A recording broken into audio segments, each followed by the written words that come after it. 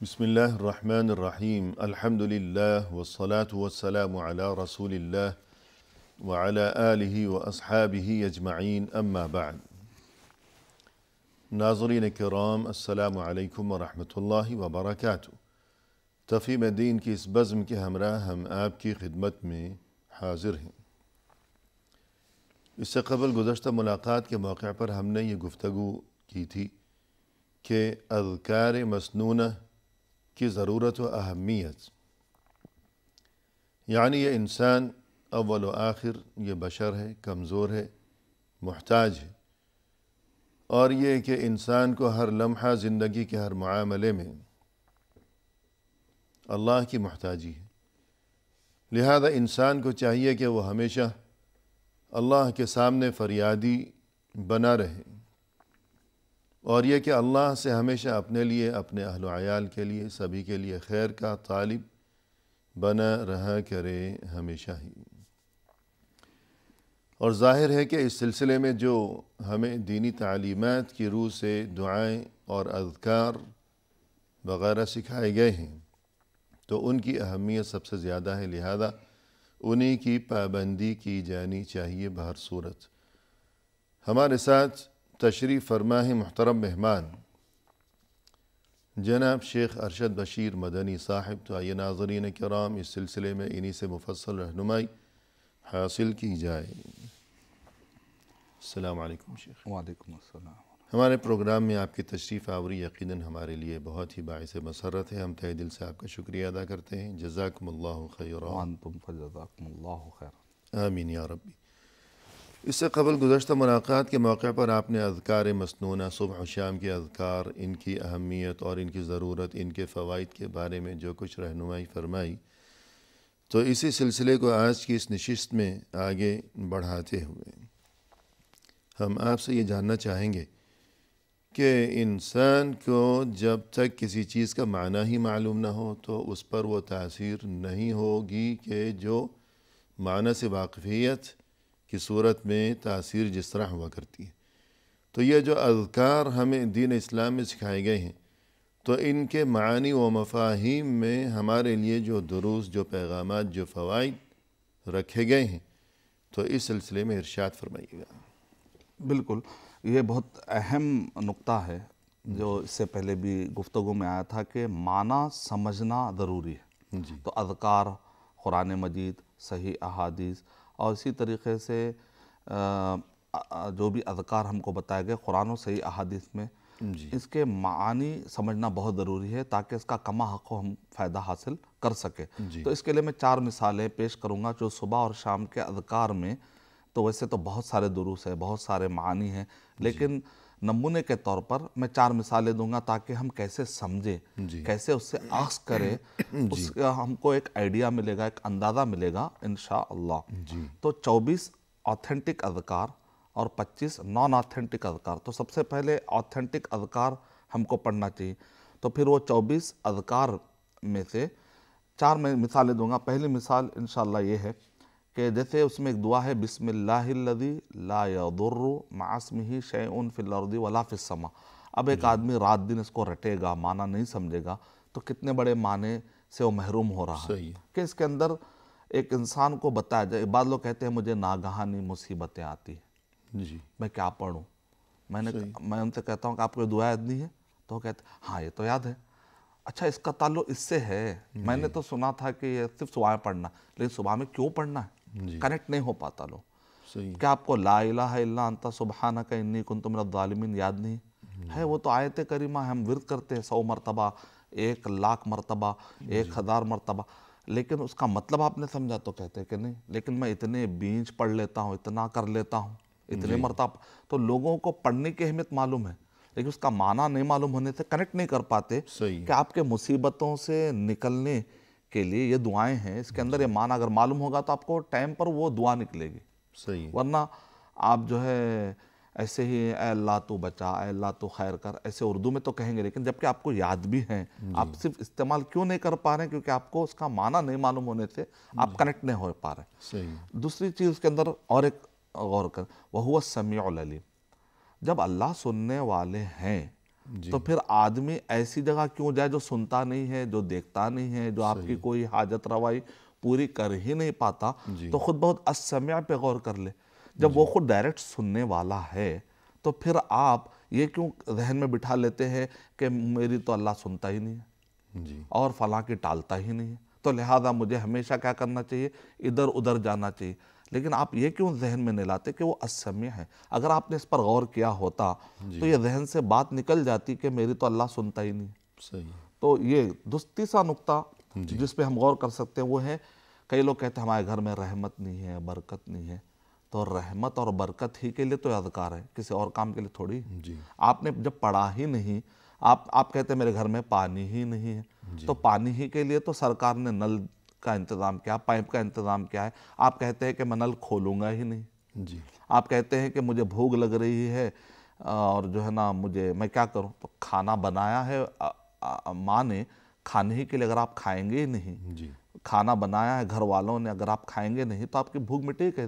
جب آپ اسباب اختیار کرتے ہیں تو آپ کے بھوک کا انتظام اور آپ کے پیاس کا انتظام ہو جاتا ہے، پانی کے ذریعے سے، کھانے کے ذریعے سے۔ آپ کو یہ معلوم ہے، چونکہ آپ کو یہ معلوم ہے تو آپ روزانہ یوزڈ ٹو ہو چکے، کھا رہے ہیں، پی رہے ہیں، اپنا مسئلہ حل کر رہے ہیں، نکل رہے ہیں۔ لیکن آپ کو یہ نہیں معلوم کہ یہ اذکار میں یہ معنی ہے، نتیجے میں آپ رحمت کیسے پائیں گے، برکت کیسے پائیں گے۔ یہی اذکار نماز کے ذریعے سے، گھر کے اندر قرآن مجید کی تلاوت ہے، گھر کے اندر نفل نمازوں کا اہتمام، مسجد میں آپ فرض پڑھتے ہیں، گھر کے اندر نفل پڑھتے ہیں، تو ہم کو برکت کیسے حاصل کرنا ہے بتا دیا گیا۔ ہم وہ چھوڑ کر نئے نئے طریقے سے اپناتے ہیں کہ فلاں جگہ کی مٹی، فلاں جگہ کا پتھر، فلاں جگہ کا انہوں نے ایسا کہا، آپ ادھر ادھر در در کی ٹھوکریں کیوں کھا رہے ہیں، جبکہ ہادی کامل اللہ کے نبی صلی اللہ علیہ وسلم، خاتم النبیین محمد صلی اللہ علیہ وسلم نے ہر چیز ہمیں بتا دی ہے کہ رحمت کیسے حاصل کرے، برکت کیسے۔ تو اس کے اندر رحمت کیسے حاصل ہوتی ہے، جب بندہ اپنے گناہوں کا اعتراف کرتے ہوئے، اس کو چھوڑنے کا ارادہ کرتے ہوئے توبہ کی طرف لپکتا ہے، تو اللہ سبحانہ تعالیٰ کی رحمت نازل ہونا شروع ہو جاتی ہے۔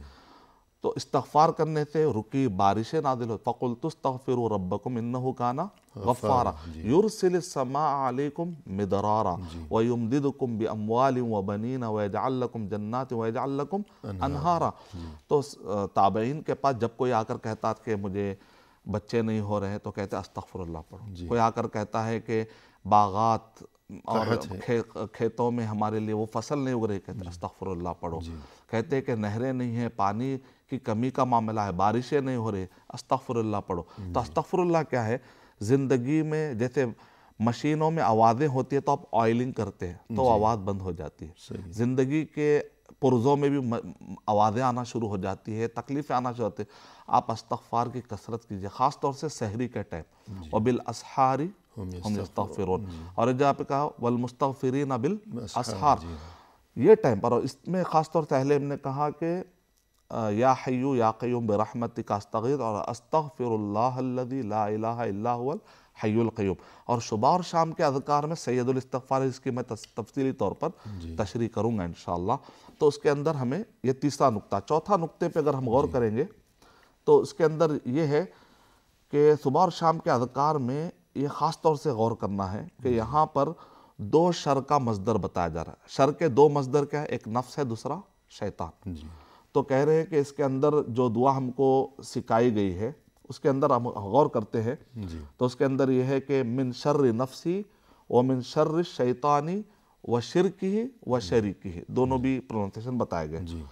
اس کے اندر اس کے بعد بتایا گیا اس دو شر کے نتیجے سے بھی پناہ مل رہی، وَأَنْ أَقْتَرِفَ عَلَى نَفْسِي سُوءًا أَوْ أَجُرَّهُ إِلَى مسلم، یعنی آدمی اپنے آپ کو نقصان پہنچائے یا کسی مسلم کو نقصان پہنچانے کا ذریعہ بنے۔ یہ دو چیزوں سے آدمی کب اس کو نجات ملتی ہے، جب وہ نفس اور شیطان کے شر سے بچائے اپنے آپ کو۔ تو ایک انسان ہمیشہ کہتا ہے کہ مجھے فلاں کے شر سے ڈر ہے، مجھے فلاں کے شر سے ڈر ہے۔ ارے انسان، تجھے پہلے اپنے نفس کے شر سے بچنا ہے۔ اللہ کے نبی صلی اللہ علیہ وسلم ممبر پر ٹھہر کر دعا سکھاتے تھے ہم کو، وَنَعُوذُ بِاللَّهِ مِن شُرُورِ أَنفُسِنَا، ہم کہتے میں تجھ سے پناہ مانگتا ہوں، لیکن ہم کو بتایا گیا تو اپنے آپ سے پناہ مانگ، کیونکہ ہمارے اندر جو نفس ہے یہ پہلے دروازہ کھولتا ہے تو شیطان آ کر اس کو حملہ کرتا ہے۔ جب یہ دونوں ملتے ہیں تو شر کا ایک شر کا ایک سلسلہ شروع ہو جاتا ہے، جس کی وجہ سے ایک انسان گھر میں ہوتا ہے، وہ بھرے بازار میں آ کر اس کی عزت نیلام ہوتی ہے، اس کا غرور، اس کا تکبر، اس کا گھمنڈ اور اس کا غصہ اور اس کی لالچ اور اس کی شہوتیں انسان کو بازار میں سر عام نیلام کر دیتی اس کی عزت کو. کیوں؟ اس نے اپنے نفس کو کنٹرول نہیں کیا. قد افلح من زکاہا وقد خاب من دساہا. تو صبح اور شام کے اذکار کے اندر غور کرتے چلے جائیں. صبح اٹھتے ہی اگر اتنے نقطے لے کر اٹھے گا تو اس کا دن صحیح ڈیسیشن لینے میں اس کو مدد ملے گی. جی سبحان اللہ. یہاں یہ بات بھی قابل غور ہے کہ بعض اذکار ایسے ہمیں نظر آتے ہیں کہ جو ان کا پس منظر ہے یا سبب ورود ہے، کہ کیا وجہ یا کیا سبب ایسی پیش آئی کہ جس کے نتیجے میں وہ ذکر جو ہے اس کی تعلیم دی گئی. تو اس بارے میں کچھ فرمائیے گا. جیسا کہ سورۃ الفاتحہ ہے، آیت الکرسی ہے، تو اس کے پیچھے ہمیں کافی واقعات ملتے ہیں کہ ان واقعات کو سمجھنے سے پتہ چلتا ہے کہ اللہ کے نبی صلی اللہ علیہ وسلم کتنا اہتمام کر رہے ہیں. جیسا کہ صحابہ کرام کہیں جاتے ہیں تو قبیلے کے سردار کو کوئی تکلیف ہے، یہاں پر روحانی تکلیف نہیں ہے بلکہ جسمانی تکلیف ہوئی باقاعدہ، اس کے لیے بھی صحابہ کرام نے سورہ فاتحہ کا انہوں نے ورد کیا اور ان کو شفا ملی. تو اللہ کے نبی صلی اللہ علیہ وسلم کے پاس جب وہ آئے تو اللہ کے نبی صلی اللہ علیہ وسلم نے موافقت ظاہر کی. اس کا مطلب نکلا کہ اللہ کے نبی صلی اللہ علیہ وسلم نے اذکار کو، قرآن مجید کے آیتوں کو شفا کے طور پر استعمال کرنے کی آپ نے ایک عام اجازت دی تھی کہ لا بأس بالرقیٰ ما لم تکن شرکن، کہ جب تک شرک نہ ہو. تو علماء کرام بھی کہتے ہیں کہ عربی اس کی واضح ہو، شرک کیا باتیں نہ ہو، الفاظ واضح ہوں، الفاظ واضح کوئی تحریر ہے تو وہ پڑھی جا سکے اور قرآن اور حدیث سے نہ ٹکرائے اس کا مفہوم. تو اور اسی لیے علماء کرام کہتے ہیں کہ نئے نئے بنانے کے بجائے جو موجود ہے وہ اتنے ہیں. امام نووی رحمۃ اللہ علیہ کہتے ہیں اذکار و نوم میں 16 جمع کر رہا ہوں، ورنہ اتنے ہیں کہ کہیں تم پر ملل نہ آ جائے طالب علم پر. جو مبتدئین ہیں ان کے لیے میں کتابیں لکھ رہا ہوں، یعنی اکتاہٹ نہ آ جائے. تو اس کا اندازہ لگائیے کہ ہمارے پاس آلریڈی ثابت شدہ اذکار اتنے زیادہ ہے کہ نئے بنانے کی ہمیں ضرورت نہیں پڑتی، اتنے زیادہ موجود ہیں. تو یہ سب اس لیے جو ہے نا خاص طور سے مستدل حدیث کا اہتمام کرتے علماء کرام. اسباب ورود آخری کیوں ہیں تو اس کے بھی بڑے فائدے حاصل ہوتے ہیں. اور یہ جو اذکار ہیں ان میں بالخصوص ہم چاہیں گے کہ آیت الکرسی ہے، سید الاستغفار ہے، بسم اللہ الذی لا یضر مع اسمہ شیء فی الارض ولا فی السماء وهو السمیع العلیم. تو ان کی افادیت اور ان کی اہمیت کے بارے میں بطور خاص جاننے کی ضرورت ہے، تو اس بارے میں روشنی ڈالیے گا. ابان بن عثمان کہتے ہیں راوی ہیں، اور عثمان بن عفان کے بیٹے، عثمان بن عفان رضی اللہ تعالیٰ سے روایت کرتے ہیں اور ان کے بیٹے ہیں. تو کہتے ہیں کہ بسم اللہ الذی لا یضر مع اسمہ شیء فی الارض ولا فی السماء کا یہ اکثر درس دیا کرتے تھے، لوگوں کو اس کی اہمیت بتایا کرتے تھے. ایک مرتبہ ان پر فالج کا اٹیک ہوا. تو ایک جو شاگرد تھے وہ ان کو اس طرح سے کنکھیوں سے دیکھ رہے تھے. تو انہوں نے کہا میں سمجھ گیا کہ تم کیوں دیکھ رہے ہو. تو جب بسم اللہ الذی لا یضر مع اسمہ شیء فی الارض ولا فی السماء کے اتنے فائدے تو آپ کو نقصان ہوا کیوں؟ تو کہتے ہیں کہ جس دن میں نے نہیں پڑھا اسی دن تو اٹیک ہوا. سبحان اللہ. تو ایک وقفہ لیں گے. ناظرین کرام فی الحال لیتے ہیں مختصر سا وقفہ، ہمارے ساتھ ہی رہیے گا.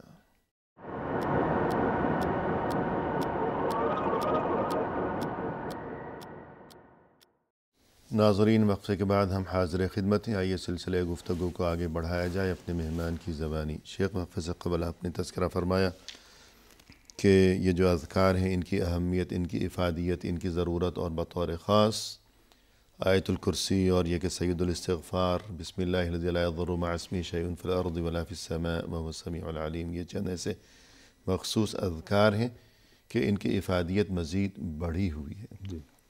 تو اس تذکرے کو آگے بڑھائیے گا. بسم اللہ الذی لا یضر مع اسمہ شیء فی الارض ولا فی السماء، کہ اللہ سبحانہ و تعالیٰ کے نام کے ساتھ میں شروع کرتا ہوں کہ کوئی چیز نقصان نہیں پہنچاتی اللہ سبحانہ و تعالیٰ کے نام کے ساتھ. جب اللہ سبحانہ و تعالیٰ کا بندہ نام لیتا، اللہ کی پناہ میں آ جاتا ہے تو کوئی چیز اس کو نقصان نہیں پہنچاتی. تو یہ اس میں جو عظیم معنی ہے وہ السمیع العلیم، وہ سننے والا ہے، وہ جاننے والا ہے. تو ابان بن عثمان عثمان بن عفان رضی اللہ تعالیٰ کے بیٹے کا میں واقعہ ذکر کر رہا تھا، اور وہ راوی ہیں اسی حدیث کے، تو وہ اکثر یہ اس دعا کا بڑا پرچار کرتے تھے، لوگوں کو اس کی اہمیت بتاتے تھے، افادیت بتاتے تھے۔ ایک مرتبہ ان کو نقصان ہوا، فالج کا اٹیک ہوا، تو ان کے ایک شاگرد ان کی طرف اس طرح سے دیکھ رہے تھے، تو ابان بن عثمان رحمۃ اللہ علیہ کہتے ہیں کہ مجھے اندازہ ہے کہ آپ مجھے کیوں ایسے دیکھ رہے ہیں، جی میں نے جس دن یہ دعا نہیں پڑھی، دراصل اسی دن مجھے نقصان حاصل ہوا۔ یعنی صحابہ اکرام صبح اور شام کے اذکار کی کتنی پابندی کرتے تھے، اس کو کتنی سیریس اس کا اہتمام کرتے تھے۔ ہم سیریس نہیں لے رہے ہیں، اس کو ہم معمولی سمجھ رہے ہیں۔ اور سید الاستغفار، اس کے معنی پر بھی ہم غور کرتے جائیں گے، کیوں اس کو سید الاستغفار کہا گیا؟ یعنی استغفار کے بہت سارے صیغے ہیں۔ استغفر اللہ بڑا اچھا صیغہ ہے، میں اللہ سے معافی طلب کرتا ہوں، رب اغفر لی، رب اغفر لی، بہت اچھی دعا ہے۔ صحیح۔ پھر ربنا ظلمنا انفسنا وان لم تغفر لنا وترحمنا لنکونن من الخاسرین، معافی مانگنے کے بہت سارے صیغے قرآن مجید میں ہمیں بتایا گیا۔ ربنا لا تؤاخذنا ان نسینا واخطانا، ربنا ولا تحمل علینا اصرا کما حملته علی الذین من قبلنا، ربنا، سورہ بقرہ کی آخری آیت۔ بہت سارے اذکار ہیں، استغفر اللہ الذی لا الہ الا هو الحی القیوم واتوب الیہ، لیکن پورے استغفار کے صیغوں میں سید الاستغفار، استغفار کا سردار کیوں کہا گیا؟ تو ایک تو اس کی فضیلت ہے جو ہمیں جاننا ہے، اور دوسرا ہے کہ اس کے اندر معنی بھی بہت زبردست ہے۔ ہر دعا کے اندر معنی آتا ہے کہ معنی پر غور کرنے کا ہمیں، کہ آخر اس کو سید الاستغفار کیوں کہا گیا؟ تو ابن قیم رحمۃ اللہ علیہ نے اپنی کتابوں میں لکھا ہے کہ وہ دعا سب سے زیادہ تیزی کے ساتھ قبول ہو جاتی ہے جہاں پر بندہ اپنے آپ کو گراتا ہے، تضرع کی کیفیت میں ڈالتا ہے، اور اللہ سبحانہ تعالیٰ کی شان بیان کرتا ہے۔ تو اس کے اندر آپ غور کر کے دیکھیں، سید الاستغفار میں دو اہم نقطے۔ پہلا تو نقطہ ہے کہ اس میں بندے کو دعا کرنا سکھایا جا رہا ہے کہ بندہ کیسے اپنے آپ کو گرائے اور کیسے اعتراف کرے۔ جیسے سورہ فاتحہ میں بندے کو دعا کرنا سکھایا گیا، کیونکہ انسان کو یہ بھی نہیں معلوم، گناہ کرنا انسان کو آتا ہے لیکن گناہ سے معافی کیسے کروا لینا یہ انسان کو نہیں معلوم۔ یہ انبیاء کرام آ کر ہم کو بتاتے ہیں، تو اللہ سبحانہ و تعالیٰ کی طرف سے رحمت بن کر آتے ہیں اور ہمارے لیے گناہوں سے باہر نکالنے کا یہ ہم کو طریقہ بتاتے ہیں۔ جیسے کسی کام کے لیے کسی دفتر میں اگر درخواست لکھنی ہوتی ہے تو درخواست کا جو انداز ہے اس کا بہت اثر ہوتا ہے، اس سے بہت فرق پڑتا ہے۔ سبحان اللہ، جو الفاظ، جو انداز، تو دعا کا بھی یہی معاملہ ہے۔ بالکل تو بندے کو سورہ فاتحہ میں اللہ سبحانہ تعالیٰ کتنے رحمت اور شفقت اور پیار بھرے انداز میں بندے کو سکھا رہے ہیں۔ پہلے حمد ہے، حمد ہے، صحیح ہے، اس کے بعد بندہ جو ہے اپنی عبادت کرنے کا جو ہے، اس کے بعد محتاجی کا اظہار کر رہا ہے، اس کے بعد دعا کر رہا ہے، اہدنا اہدنا، دعا کا سلسلہ۔ تو بالکل یہاں پر بھی اگر ہم غور کرتے تو ایک تو نقطہ یہ ہے کہ بندہ جو ہے یہاں پر اپنے آپ کو گرا رہا ہے، دوسرا ہے کہ بندے کو دعا کا طریقہ ہی بتایا گیا۔ تو سید الاستغفار، اس کی فضیلت یہ ہے کہ اللہ کے نبی صلی اللہ علیہ وسلم نے ارشاد فرمایا کہ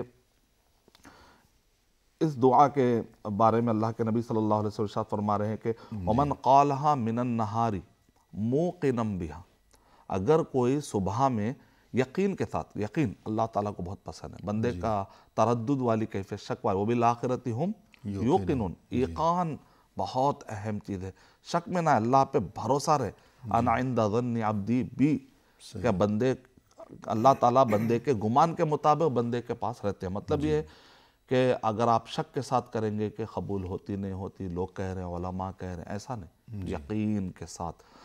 تو اگر کوئی یقین کے ساتھ صبح میں اگر یہ سید الاستغفار اگر پڑھ لے گا، صحیح بخاری کے الفاظ ہے، شداد بن اوس رضی اللہ تعالیٰ اس کے راوی ہے، تو فَمَاتَ مِن يَوْمِهِ قَبْلَ أَن يُمْسِيَ، اگر وہ شام ہونے سے پہلے اس کا انتقال ہو جاتا ہے، فَهُوَ مِنْ أَهْلِ الْجَنَّةِ، تو وہ جنتیوں میں شمار ہو جائے گا۔ وَمَنْ قَالَهَا مِنَ اللَّيْلِ وَهُوَ مُوقِنٌ بِهَا فَمَاتَ قَبْلَ أَن يُصْبِحَ، اگر رات میں اگر کسی نے، یعنی شام کے ٹائم پر اگر کسی نے اس کو پڑھا اور صبح ہونے سے پہلے اس کا انتقال ہو گیا، تو اللہ سبحانہ وتعالیٰ کی طرف سے اللہ کے نبی صلی اللہ علیہ وسلم ارشاد فرما رہے ہیں کہ وہ جنتی۔ تو ایک آدمی کو اگر اچانک یہ لگے کہ وہ اس کو ہاسپٹل لے جایا جا رہا ہے، اس کو ایسا لگتا ہے کہ اب میرا آخری ٹائم آ گیا ہے، جی تو پھر موقع کو غنیمت جانے. علماء اکرام نے یہ بھی نہیں کہا کہ صبح کے ٹائم پر ہی نہیں، بلکہ بعد میں بھی اگر آپ پڑھ سکتے نہیں پڑھا ہے تو آپ پڑھنا شروع کر دیں. لا الہ الا اللہ کا جیسے ایک آدمی ورد کرتا ہے، کہتا ہے میرے شاید مرنے کا ٹائم آ چکا ہے، تو لا الہ الا اللہ کا اہتمام ہوتا ہے. تو ساتھ میں سید الاستغفار اگر آپ نے یاد ہی نہیں کیا ہے تو پھر یہ ٹائم پہ کیسے کام یاد آئے گی؟ تو اس لیے ہم کو پہلے سے حفظ ما تقدم کے طور پر اذکار کا، دعاؤں کا اہتمام کرتے رہنا چاہیے. تو یہ فضیلت ہے، اس کے اندر یہ دو معنی ہیں. اب آئیے غور کرتے ہیں کیا وجہ. اللہم انت ربی، دیکھیں بندہ کیسے گرا رہا ہے اپنے، اے اللہ تو ہی میرا رب ہے. لا الہ الا انت خلقتنی، تو نے مجھے پیدا کیا. اللہم انت ربی لا الہ الا انت خلقتنی وانا عبدک، میں تیرا بندہ ہوں. وانا علی عہدک، میں تیرے عہد پر ہوں. قرآن میں اللہ کرے اوفو بالعہد، جی اوفی بعہدکم. تو بندہ جو ہے نا کہہ رہا ہے اللہم انت ربی لا الہ الا انت خلقتنی وانا عبدک وانا علی عہدک ووعدک، میں تیرے وعدے پر قائم ہوں، میں تیرے عہد پر قائم ہوں. مستطاعت ہوں، جتنا میرے بس میں. بندہ جو ہے اپنے آپ کو گرا رہا ہے، میں کر رہا ہوں. نہیں، ایسی کوئی سینہ زوری نہیں ہے. میں کر رہا ہوں نا عبادت، نہیں، میں جتنا کر سکتا مستطاعت. اس کے بعد اب آ رہا ہے بندہ مطلب کی بات پر. اس نے کچھ گناہ کیا ہوا ہے، پہلے اللہ کی تعریف بیان کر رہا ہے، اللہ کی شان بیان کر رہا ہے، اور اپنے آپ کو گرا رہا ہے، اور اپنے پھر آہستہ سے اپنے رکھ رہا ہے. یہاں پر بندے کو سکھایا جا رہا ہے کہ کس طریقے سے رکھے اپنی بات. اللہم انت ربی لا الہ الا انت خلقتنی وانا عبدک وانا علی عہدک ووعدک مستطعت اعوذ بک من شر ما صنعت. اتنا بڑا پیٹیشن، اتنی بڑی درخواست لے کر آ رہا ہے. اس کے بعد من شر ما صنعت، جو کچھ بھی میں نے کیا ہے. اب بندے کو یاد بھی نہیں ہے، اللہ کو یاد ہے. اعوذ بک من شر ما صنعت ابوء لک بنعمتک علی، تیری جو نعمتیں ہیں نا وہ مجھ پر ہے، اس کا اعتراف کرتے ہوئے آ رہا ہوں. میں لوٹ رہا ہوں تیرے پاس اس اعتراف کے ساتھ کہ تیری نعمتیں بہت ہیں.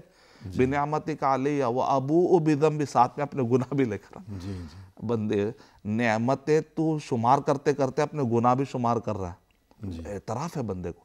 اللہ تعالیٰ کو یہ ادا بندے کی بڑی پسند آتی ہے. قرآن مجید میں جگہ جگہ جتنی دعائیں مقبول ہیں ان کو دیکھیں تو اس کے اندر ہے اللہ ربی لا اشرک بہ شیئا، لا الہ الا انت سبحانک انی کنت من الظالمین. جس کو سریع طور پہ مقبول دعائیں کہا گیا اس میں خاص طور سے رد شرک ہے، اور اس کے اندر خاص طور سے اللہ تعالیٰ کی الوہیت کا قیام ہے اور اپنے آپ کو گرانا ہے. اس کے ابوء لک بنعمتک علی وابوء بذنبی فاغفر لی. اب آ گیا بندہ اصل جس کو آپ کہتے ہیں بیت القصید، اصل مقصد کی طرف آ گیا. فَإِنَّهُ لَا يَغْفِرُ الذُّنُوبَ إِلَّا أَنْتَ، اب تیرے علاوہ کوئی اور در ہے ہی نہیں جو مجھے معاف کرتا ہے. جاؤں گا کہاں؟ جاؤں گا.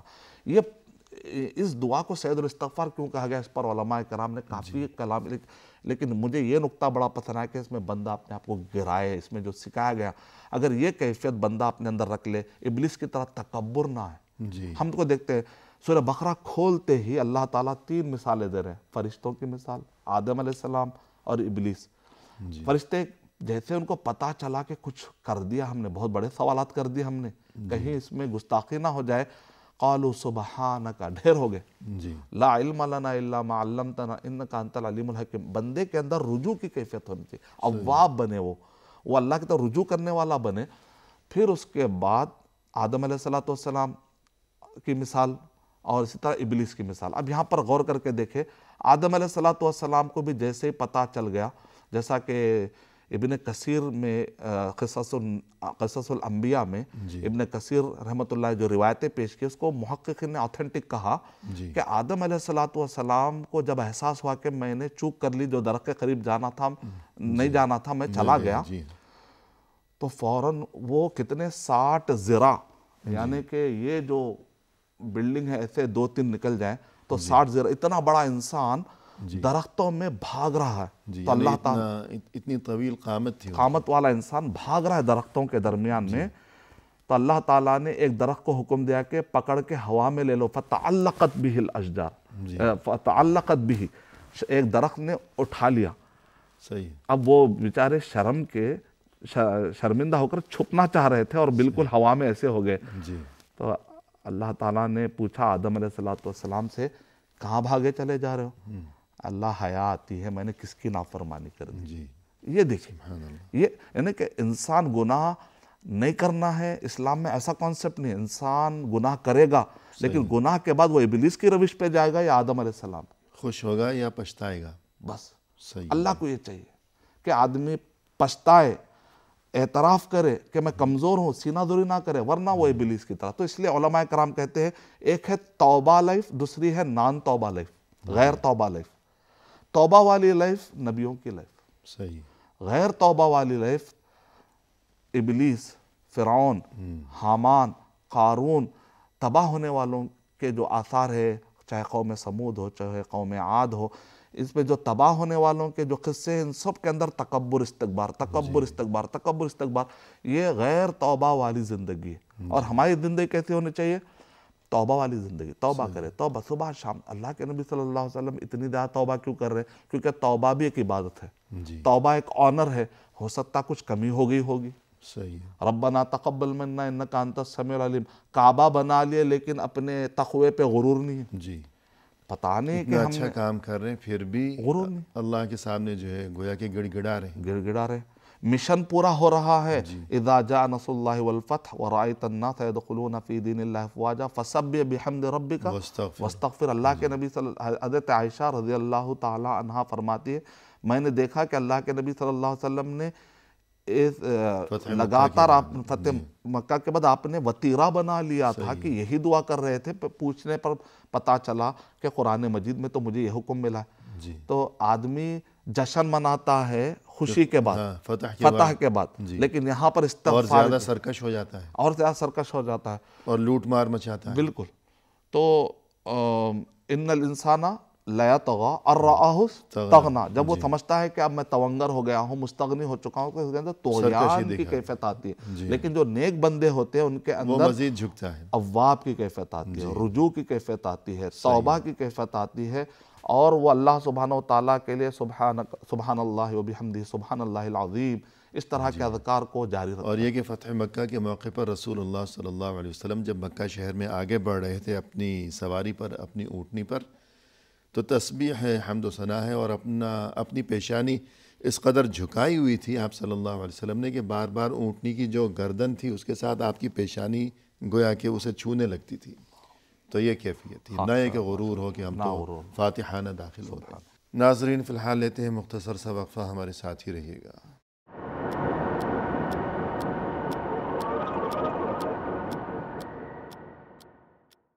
ناظرین کرام، وقفے کے بعد ہم حاضر خدمت ہیں. آئیے سلسلے گفتگو کو پائے تکمیل تک پہنچایا جائے اپنے محترم مہمان کی زبانی. شیخ، وقفے سے قبل جیسا کہ گفتگو چل رہی تھی، آج کی اس ملاقات میں ہمارا جو موضوع گفتگو ہے صبح و شام کے اذکار، تو ان میں ہم دیکھتے ہیں کہ بالخصوص آیت الکرسی کے بارے میں جو اس کے فوائد ہیں، جو اس کی اہمیت ہے، جو اس کے فضائل ہیں، جو اس کی تاثیر ہے، تو اس بارے میں ضرور واقفیت ہونی چاہیے، آگاہی ہونی چاہیے، تاکہ اس چیز کو جانتے ہوئے سمجھتے ہوئے آدمی ذوق و شوق اور پابندی کے ساتھ صبح و شام بطور خاص آیت الکرسی پڑھا کرے. تو اس بارے میں فرمائیے گا. آیت الکرسی کے بارے میں اعظم آیت فی کتاب اللہ، کہ سب سے عظیم آیت، بلکہ اعظم آیت. قرآن مجید میں بہت ساری آیتیں ہیں لیکن کسی بھی آیت کے بارے میں نہیں کہا گیا کہ وہ اعظم آیت ہے، عظیم آیت. صحیح ہے. لیکن آیت الکرسی کے بارے میں کہا گیا. تو اس بارے میں مجھے خیال آیا کہ آخر اس کو اعظم کیوں کہا گیا. پھر میں نے انٹرنیٹ پر چھانا تو اتنا مواد ملا کہ میں جواب جمع نہیں کر سکا. علماء کرام نے کافی اس پر گفتگو کی ہے، اور خاص طور سے ایک انسان چاہے وہ مسلم ہو چاہے غیر مسلم ہو، جب ہم گفتگو کرتے ہیں دینی محفلوں میں، دعوتی محفلوں میں، تو بہت سارے مسلم اور غیر مسلم بھی اکثر یہ ٹاپک چھڑ جاتا ہے کہ مسلمان اللہ ہی کو معبود حقیقی کہتے ہیں، اس کے علاوہ کسی کو بھی نہیں کہتے. تو آخر اس کے ریزن کیا ہے، تو اس کے جوابات کیا ہے. تو اس بارے میں جو ہے اہل علم کی میں کتابیں پڑھ رہا تھا، تو اس میں سے ایک اہل علم نے کہا کہ آیت الکرسی میں ایک ایک لفظ کو تم ریزن سمجھو، توجیہ سمجھو، تو تم کو سمجھ میں آ جائے گا کہ معبود حقیقی اللہ سبحانہ و تعالیٰ ہے. اس کے آیت الکرسی میں 12 ریزن بتائے گئے، 12 ریزن. تو ایک مرتبہ میری ایسی بات ہو رہی تھی، تو سامنے والے نے مجھ سے پوچھا غیر مسلم نے کہ جی خدا آپ کا اللہ سبحانہ و تعالیٰ ہی ہے، تو اس کے علاوہ کوئی بھی نہیں ہے، ایسا کیوں کہتے؟ تو میں نے ان سے کہا آپ جس کو بھی خدا مانتے ہیں اس کے 10 ایسے ریزن بتائیے، پھر ویسے 10 چیزیں، ویسی 10 خصوصیتیں پھر کائنات میں کسی میں نہیں ہونی چاہیے۔ جی تو بہت دیر تک وہ سوچتے رہے، اس نے کہا کہ ایسی میں کچھ بھی سوچ رہا ہوں تو اس کا کوئی نہ کوئی متبادل موجود ہے، جی اس کا کوئی نہ کوئی آلٹرنیٹ موجود ہے۔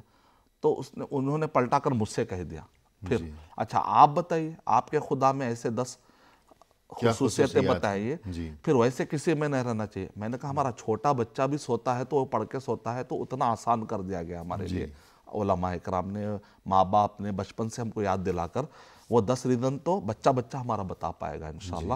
10 کیا میں 12 بھی بتاؤں پاؤں گا انشاءاللہ۔ خالی ایک آیت کی میں نے تفسیر سامنے رکھ دی، تو وہ سننے کے بعد وہ کہتا ہے واقعی خدا ایسا ہی ہونا چاہیے، پاورفل۔ جی ہم جس کو خدا کہہ رہے ہیں اتنا پاورفل نہیں ہے، کہیں نہ کہیں کمزوریاں ہیں۔ تو اس میں اللہ لا الہ الا ہو، اللہ نہیں ہے کوئی سچا معبود سوائے اسی کے۔ کیوں بھائی کیوں؟ تو الحیو القیوم جی لا تأخذہ سنۃ ولا نوم لہ ما فی السماوات وما فی الارض ما ذا الذی یشفع عندہ الا بإذنہ یعلم ما بین ایدیہم وما خلفہم ولا یحیطون بشیء من علمہ الا بما شاء وسع کرسیہ السماوات والارض ولا یؤودہ حفظہما وہو العلی العظیم۔ جی 12 نقطے۔ علماء کرام کہتے ہیں اس میں کا ہر لفظ اپنی جگہ پر ایک توجیہ ہے، وجہ ہے، ریزن ہے، آدمی ثبوت ہے کہ اللہ ہی معبود حقیقی ہے اور اللہ کے علاوہ کوئی بھی نہیں۔ غور کرتے نہیں ہے کوئی سچا تو معبود کیسا ہونا چاہیے؟ الحیو، جس کی نہ شروعات ہے نہ جس کا اینڈ ہے، جی سدا سے زندہ ہے اور سدا زندہ رہے گا، الحیو۔ تو اس نے کہا ہاں واقعی ایسا ہونا چاہیے میرا خدا، کیونکہ اگر وہ مر جائے گا تو پھر میرے مصیبتیں کون ٹلائے گا؟ پھر اس کے بعد میں نے اس سے پوچھا دوسری اگر آپ کیفیت سنو گے، دوسری اگر صفت سنو گے تو پھر آپ عبادت کی طرف لپکنا شروع کر دو گے اس کی۔ کیا ہے وہ دوست؟ میں نے کہا القیوم، صرف زندہ رہنا ہی نہیں بلکہ قائم کیا ہوا ہے، وہ خود سے قائم ہو، کسی پہ ڈیپینڈ نہیں بلکہ پوری کائنات کو چلا رہا ہے، دوسروں کو بھی دوسروں کو سنبھالے ہوئے ہے، وہ قائم رکھا ہے پوری کائنات کو، رب ہے وہ چلا رہا ہے۔ خالی ہاں صحیح بات ہے، خالی پیدا ہو کے کہیں رہ جائے تو ہمارا کیا فائدہ ہے؟ ہمارے ضروریات کے حساب سے اس کو بندوبست کرنا ہے، سورج چاند کائنات تصرفات یہ سب دیکھ رہے ہیں، یہ سب اس کے حکم سے چل رہے ہیں۔ جی واقعی پاورفل ہونا چاہیے۔ الحیو القیوم لا تاخذہ سنۃ ولا نوم، نیند تو دور کی بات ہے، اسے اونگ بھی نہیں آنی چاہیے، اتنا پاورفل ہونا چاہیے، قوی عزیز ہونا چاہیے وہ۔ اس لیے کہ اگر وہ سو گیا تو پھر مخلوق کا کیا ہوگا؟ مخلوق کا کیا ہوگا؟ کہ اگر خدا ہی سو گیا، بالکل وہ سلام ہے، ہر عیب سے پاک رہنا چاہیے، وہ سلام ہے، قدوس ہے، وہ العزیز ہے، وہ المہیمن ہے، وہ القوی ہے، وہ القادر ہے۔ اس کے ہر نام جو قرآن مجید اور صحیح حدیث میں جو بتائے گئے ہیں وہ ایک ریزن ہے، وہ ایک سبب، وہ ایک اس کی وجہ ہے اس کے معبود حقیقی ہونے کی اور لا شریک ہونے کی۔ لا تأخذہ سنۃ ولا نوم، یعنی تیسرا سننے کا اس نے کہا میں مان لیا کہ یہی خدا ہونا چاہیے، اس کے علاوہ کوئی نہیں ہونا چاہیے، کیونکہ ایسا پاورفل ہونا چاہیے کہ مجھے رات میں بھی مصیبت آ سکتی ہے، جب وہ سوتا رہے گا تو کیسے؟ لہو ما فی السماوات وما فی الارض، آسمانوں اور زمین میں جو کچھ بھی ہے سب اسی کا ہے۔ ہاں اتنا پاورفل ہونا چاہیے۔ تو اللہ لا الہ الا هو الحی القیوم لا تاخذہ سنۃ ولا نوم لہ ما فی السماوات وما فی الارض من ذا الذی یشفع عندہ الا باذنہ، کوئی اس کے حکم کے بغیر کوئی کسی کو سفارش کر کے بچا ہی نہیں سکتا۔ ہاں اتنا ہی پاورفل ہونا چاہیے، وہ کہہ رہے ہیں ہاں اتنا ہی، ورنہ کوئی بھی جا کر پھر اپنے واسطے بنا کر نکال لے گا تو میں تو کمزور ہوں۔ وہ ایسا پاورفل ہونا چاہیے کہ وہاں پر کسی کی نہ چلے، وہ کہہ رہے ہیں اس طریقے سے۔ کتنا ریسپانس ہے، اعظم آیت نہ صرف مسلم بلکہ غیر مسلم بھی سنتے ہیں تو اللہ وحدہ لا شریک، اللہ سبحانہ و تعالیٰ کے ربوبیت، اسماء و صفات اور اس کے الوہیت کا قائل ہو جاتا ہے۔ من ذا الذی یشفع عندہ الا باذنہ یعلم ما بین ایدیہم وما خلفہم، پیچھے اور آگے جو کچھ بھی ان کا ہے اس کو وہ جاننے والا ہونا چاہیے. اس کے کئی معنی.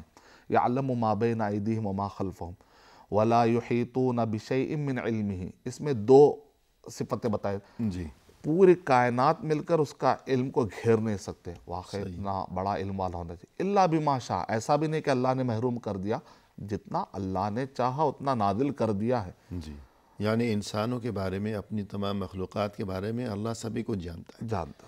لیکن اللہ کے جو بندے ہیں، انسان ہیں، وہ اللہ کے بارے میں صرف اتنا ہی جانتے ہیں جتنا خود اللہ نے بتا دیا. بتا دے.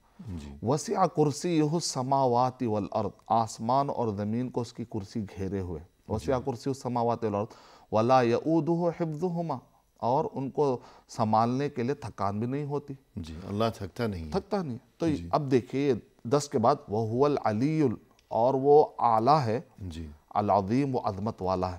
جی تو اللہ سبحانہ تعالیٰ کی ہر صفت اور ہر نام اپنی جگہ پر ایک ریزن ہے جو ہمیں یہ مجبور کرتی ہے، لازم کرتی ہے کہ ہم یہ مانیں وہی معبود حقیقی، اس کا کوئی شریک نہیں. جی تو آیت الکرسی میں جب یہ معنی لے کر، یہ معنی سننے کے بعد جی سوتے ہوئے قومیں جاگ جانی چاہیے. جی یقیناً ہم سوتے ہیں پڑھ کر تو ہم نے سمجھا ہے پڑھنے کے سونے کی دعا ہے. دراصل یہ اٹھنے کی دعا بھی ہے. یہ جب معنی اس کا غور کریں گے آپ، اٹھیں گے تو اس سے رہنمائی بھی ملے گی، جی سوئیں گے تو شیطان سے نجات بھی ملے گی. صحیح ہے. جی سبحان اللہ. اسی طرح بالخصوص معوذتین، قل اعوذ برب الفلق اور قل اعوذ برب الناس اور سورۃ الاخلاص، تو ان کے بارے میں بھی کچھ فرمائیے گا. جی ہاں. اللہ کے نبی صلی اللہ علیہ وسلم جب بستر پر تشریف لے جاتے سونے کے لیے تو اللہ کے نبی صلی اللہ علیہ وسلم اس طریقے سے ہاتھ بنا کر آپ اس میں پھونک مارتے تھے ان دعاؤں کے ساتھ. جی تو دعاؤں میں یہ بتایا گیا کہ معوذات، تو تغلیب کے قاعدے کے تحت سورہ اخلاص کو بھی یہ لفظ دے دیا گیا معوذتین کے ساتھ، تغلیب کا قاعدہ. تو اس میں پھر تشریح بھی آئی ہے دوسری روایتوں میں کہ اس سے مراد ہے سورۃ الاخلاص، سورۃ الفلق اور سورۃ الناس. تو اب سورۃ الاخلاص میں خالص توحید کا ذکر ہے، جی اور سورۃ الفلق اور سورۃ الناس میں بندے کو کن کن چیزوں سے پناہ مانگنا چاہیے وہ سکھایا جا رہا ہے. جی تو یہاں پر اہل علم کہتے ہیں کہ 4 چیزوں سے پناہ مانگنا سکھایا گیا سورۃ الفلق میں. سورۃ الناس میں ایک شے سے پناہ مانگنے سکھایا گیا. لیکن یہاں پر کہہ رہے ہیں اہل علم کہ 4 چیزوں سے پناہ مانگنے کے لیے وسیلہ اللہ تعالیٰ کے ناموں کا بندہ لے رہا ہے. قل اعوذ برب الفلق، صرف ایک وسیلہ کافی ہو وہ 4 سے آپ کو نپٹنے کے لیے. لیکن اللہ تعالیٰ کے 3 ناموں کا وسیلہ لیا جا رہا ہے وہ ایک دشمن سے نپٹنے کے لیے. جی سورہ الناس. سورہ الناس میں. صحیح. تو اب غور کریں، قل اعوذ برب الفلق، اللہ کے نبی صلی اللہ علیہ وسلم آپ کہہ دیجئے کہ میں پناہ میں آتا ہوں فلق کے رب کی پناہ میں آ رہے ہیں. جی صبح تڑکے، صبح سویرے، یعنی جس اللہ کے حکم سے صبح ہوئی ہے میں اسی کی پناہ میں آ رہا ہوں. اسی رب کی میں پناہ میں آتا ہوں. یعنی جس کی قدرت اتنی بڑی ہے کہ اس کے حکم سے، اس کی قدرت سے یہ صبح ہوئی ہے، اور یہ رات کا اندھیرا جو ہے وہ جا چکا، اور یہ کہ سورج طلوع ہوا اور روشنی پھیل گئی ہے، جس کی اتنی بڑی قدرت ہے کہ اس کے حکم سے یہ سب کچھ ہوا اور یہ صبح ہوئی ہے. تو اسی کی قدرت میں اور اسی کی حفاظت میں، اسی کی پناہ میں خود کو دے رہا ہوں. بالکل. تو یہاں پر رب الفلق ایک صفت کا بندے نے وسیلہ لیا. دعا میں اس نے ذکر کیا قل اعوذ برب الناس، مالک الناس، الہ الناس. یہاں پر بندے نے اللہ سبحانہ تعالیٰ کے 3 صفتوں کا ذکر کیا ہے. اور یہاں پر کیا مانگ رہا ہے اور یہاں پر کیا مانگ رہا ہے؟ یہاں پر کہہ رہا ہے قل اعوذ برب الفلق من شر ما خلق. تو کہہ رہے ہیں کہ عموم سے خصوص کی طرف آ رہا ہے، عام شر سے خاص شر کی طرف. عام شر کیا ہے؟ من شر ما خلق، سارے مخلوقات کے شر سے مجھے بچنا ہے. من شر ما خلق.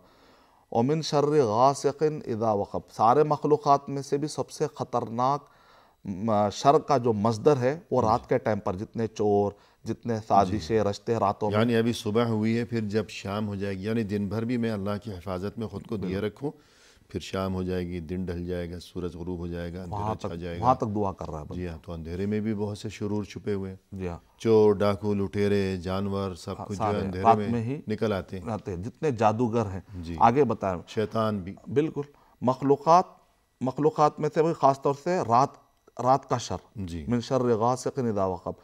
ومن شر النفاثات فی العقد، رات میں بھی سب سے زیادہ چور ڈاکو جانور تو یوز کرتے جن جن، لیکن سب سے زیادہ نفاثات فی العقد، جادوگر جو گرہ میں پھونکتے ہیں رات کے ٹائم پر زیادہ ان کا زور چلتا ہے. جی ومن شر النفاثات فی العقد ومن شر حاسد اذا حسد.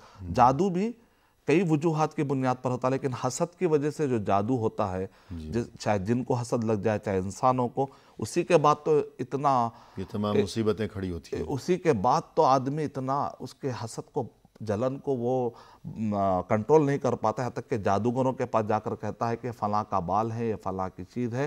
جادوگر مانگتے ہیں تو اس کا لے کے تھماتا کون ہے؟ وہ حاسد ہی تو ہے. جی تو یہ حسد سے پناہ.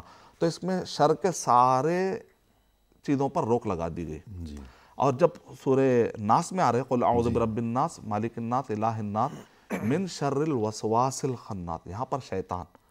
اور یہ شیطان کو موقع کب ملتا ہے؟ الذی یوسوس فی صدور الناس، کہ انسان کا جو نفس ہے، نفس لوامہ، نفس امارہ، نفس مطمئنہ، تو یہ جو نفس کے اندر خاص طور سے نفس امارہ ہے، اس کو اگر کنٹرول کر کے مطمئنہ یا لوامہ نہیں بنا لیتا ہے تو شیطان کا حملہ شروع ہوتا ہے، وسوسے اور اس کی تباہی شروع ہو جاتی ہے. تو یہاں پر تین وسیلے لے کر بندہ پناہ مانگتا ہے. اس طریقے سے یہ معوذتین ہے. تو سورۃ فاتحہ سب کی ہمیں بات سمجھ. سبحان اللہ.